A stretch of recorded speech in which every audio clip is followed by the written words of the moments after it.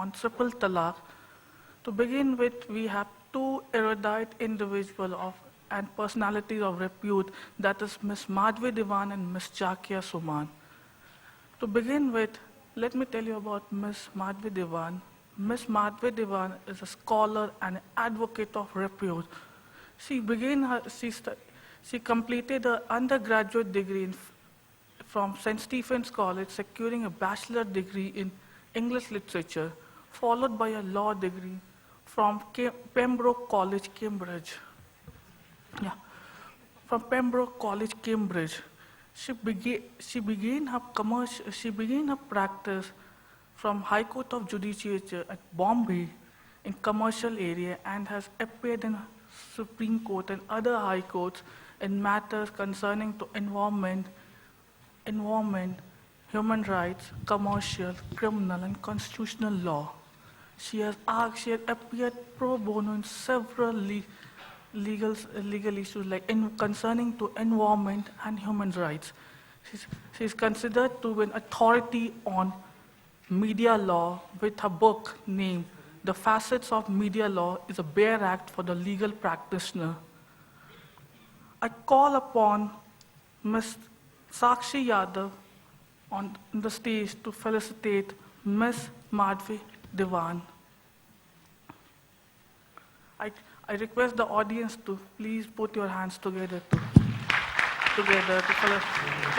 in respect of Ms. Madhvi Diwan.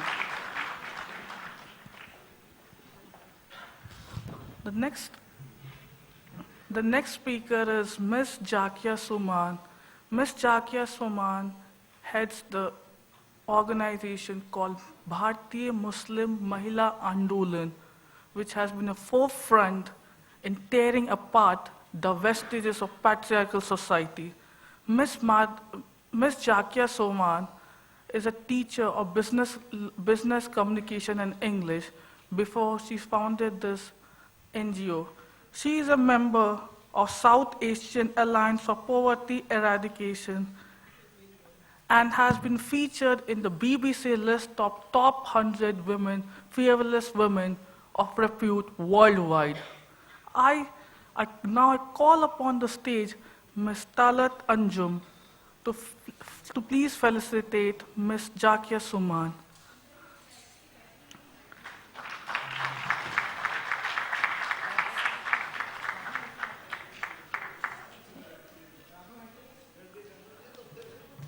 Now, I invite upon the stage Ms. Jakia Suman to begin with her lecture. All over to you, ma'am.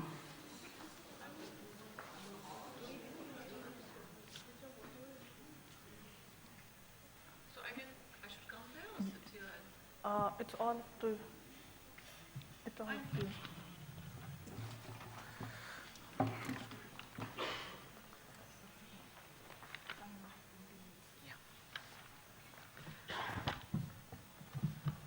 So, to all the young friends, I'm happy to be here today and sharing my views on the whole issue of triple talaq. My first point is that in our country there has been legal discrimination of Muslim women when it comes to matters of personal law.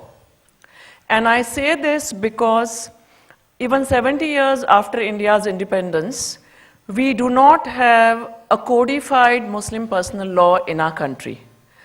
Now, as law students, you are all aware that the Parliament of India passed what we call the Hindu Code.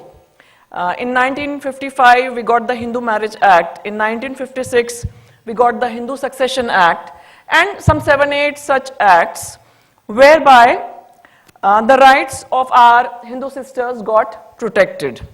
It may not be 100% so, but there is a legal remedy that our Hindu sisters enjoy. At the same time, there have been amendments in the Christian Marriage Act. Till a few years ago, Christian women were not entitled to a divorce. That's no more the case now. Under the Indian Divorce Act, Christian women can also initiate and take a divorce.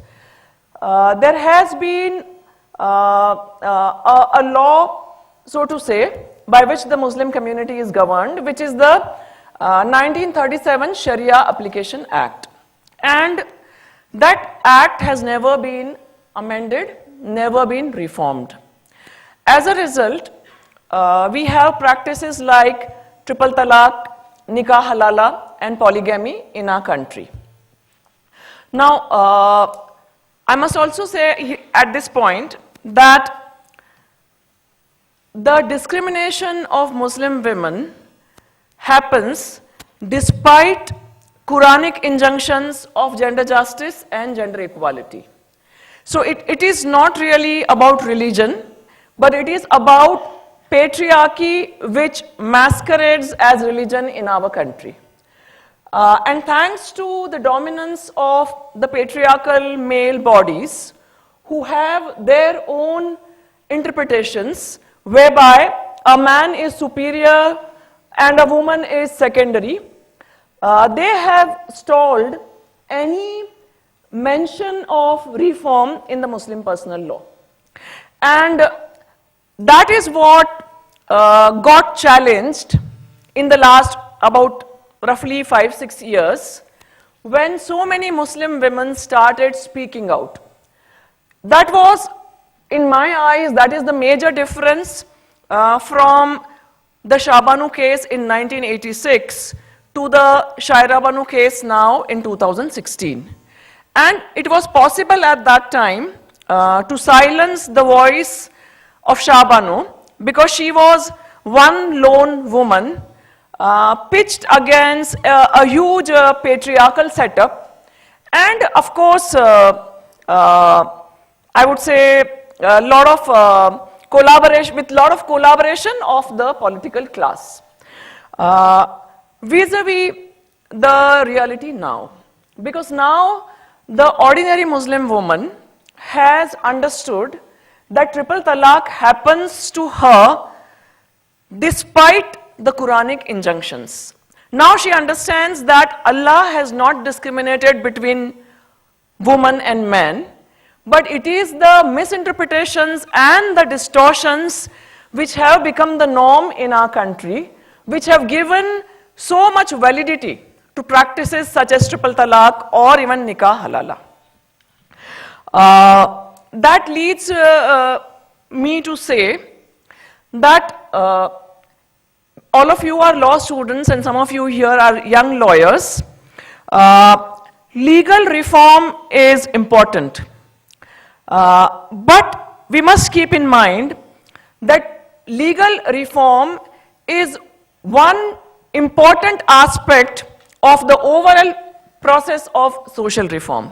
So, talking about the Muslim community, which is the largest minority, which is living in poverty, in economic backwardness, educational backwardness, social backwardness, we do not have any leadership worth the name, and whatever leadership we have is religious, by definition male, orthodox and patriarchal in their understanding. And given such a scenario, it is quite evident why the Muslim women have been legally discriminated in our country despite the constitutional principles of gender justice and gender equality.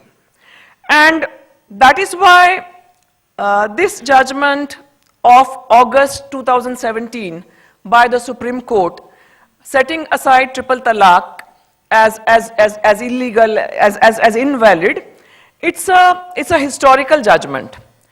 But it is equally historical, the kind of movement, democratic movement of social, sort of social justice and social equality, which was undertaken by very, very ordinary Muslim women, you know, coming from very, very deprived backgrounds in different cities and different villages all over the country. So that is what makes it all the more important.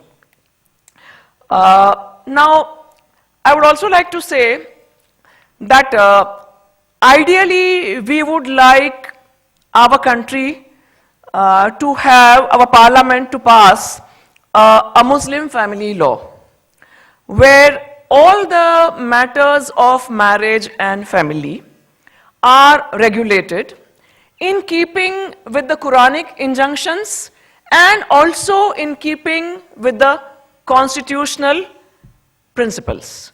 And really speaking, there is no contradiction between the two. In our understanding, the core values of the Quran are justice, kindness, compassion, and wisdom. Now, as law students or as students of any other faculty also, it doesn't demand much, lot of knowledge to understand that if these are the core values, justice, kindness, compassion, and wisdom, they are nowhere in contradiction with the constitutional values, again, of justice and equality. So, this whole debate about either or, this whole debate as though the Quranic values are at variance, or there is a clash between the Quranic values and the constitutional values, this is a false debate. Also, there are several Quranic injunctions whereby the Muslim has to follow the laws, the norms of wherever she or he is born. Love of the country is something which is encouraged in the Quran. It's not a separatist kind of a pursuit that a Muslim has to engage in, and we really feel that a sort of a coming together of both these is possible, and therefore we have worked out a draft Muslim family law over a period of the last about 8 to 9 years, in consultation with ordinary Muslim women all over the country, in consultation with several academics, several progressive Islamic scholars, lawyers, and ordinary members of the community. And I'll just take 2 minutes to share the key features of the draft. We want the age of marriage to be 18 and 21. We want the method of divorce to be the Talaq-e-Ehsan method. Talaq-e-Ehsan method is a method where it is mandatory for the husband and wife to engage in efforts towards reconciliation, invite mediation from both families if necessary, and this entire process of reconciliation, mediation should go on for minimum a period of 90 days, at the end of which divorce can happen, but if it happens, it has to be just and fair. So we want this method to be the method of divorce. We want nikah halala to be declared a punishable offense, because in our understanding, there is no mention of nikah halala in the Quran. That mention about halala is if a couple is divorced and if the woman marries another husband, she is married second time to another husband, and after she is married to him, if she feels that her first husband was a better husband and she wants to go back to her first husband, then naturally she needs to dissolve her second marriage, her current marriage. And it is in that sense that she needs to take talaq there, then she can come back and marry her first husband. That is our interpretation, and not the patriarchal misinterpretation that तीन तलाक जल्दी में हो गया तो अभी किसी के भी साथ शादी कर लो, consummate the marriage, that man talaqs you and then you come back. No, this is rank distortion. So halala should be a punishable offense. We want polygamy also to be regulated, because in our understanding there is a way of reading the Quran. There are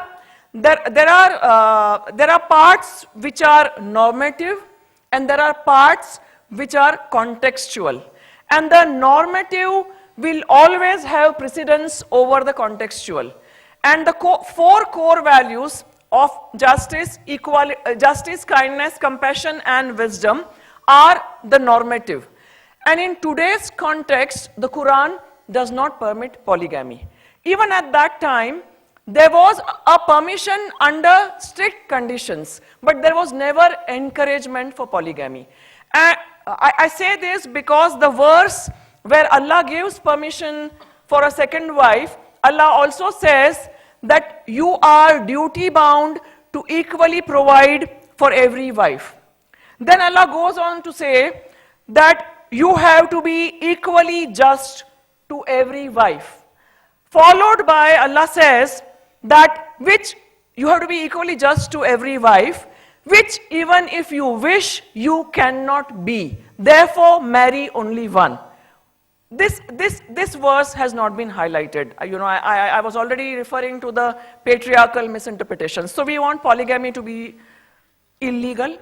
We want the custody and guardianship of children to be equally, given to the mother as much as to the father, and to be driven by, if the child is very small, to be driven by the principles of natural justice of the best interest of the child. The Quran gives a right to women in property and inheritance. We want that also to be brought into the law. We want the affirmative provision of meher, which in reality is practically, lost out. It is utterly diluted, because in our national study, we found that 45% of the women had not received any meher. They were told meher maaf. And we also know that even when the meher is given, it is this figure of 786. So it's like, totally watering down an affirmative provision. So we want that also to be stipulated in the law. And we want the qazis who are running an alternative redressal mechanism to be made accountable to this law.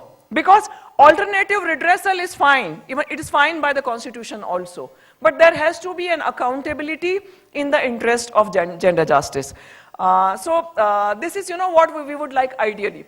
But we know that we do not live in an ideal world.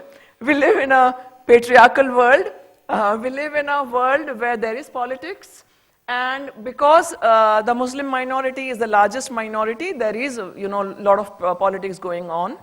And the latest development where the bill has been brought by the government, so all of you are aware the kind of developments which have taken place around the bill. And I think I should stop here, and then we can have some interaction if possible. Thank you.